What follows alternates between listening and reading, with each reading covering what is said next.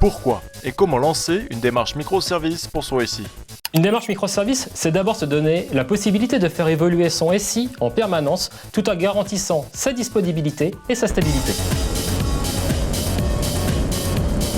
L'une des forces principales du microservice, c'est sa capacité à s'interfacer avec des systèmes tiers. Il est donc tout à fait normal et possible d'introduire progressivement une dose de microservices dans son patrimoine actuel pour s'orienter progressivement vers ce type d'architecture.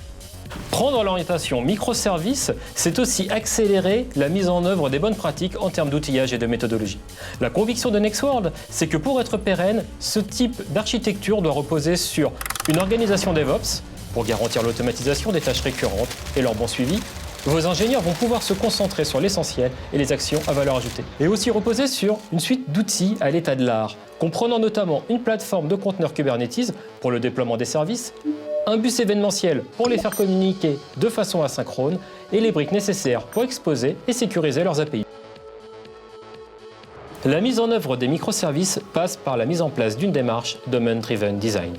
Elle offre une orientation fonctionnelle aux services et aux API, permettant de concilier les attentes des équipes business et IT dans un objectif commun.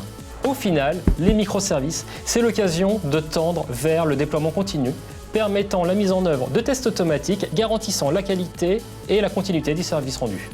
Pour la mise en place de toutes ces innovations, les experts Nextworld vous accompagnent dans une démarche itérative, prenant appui sur les forces de votre existant.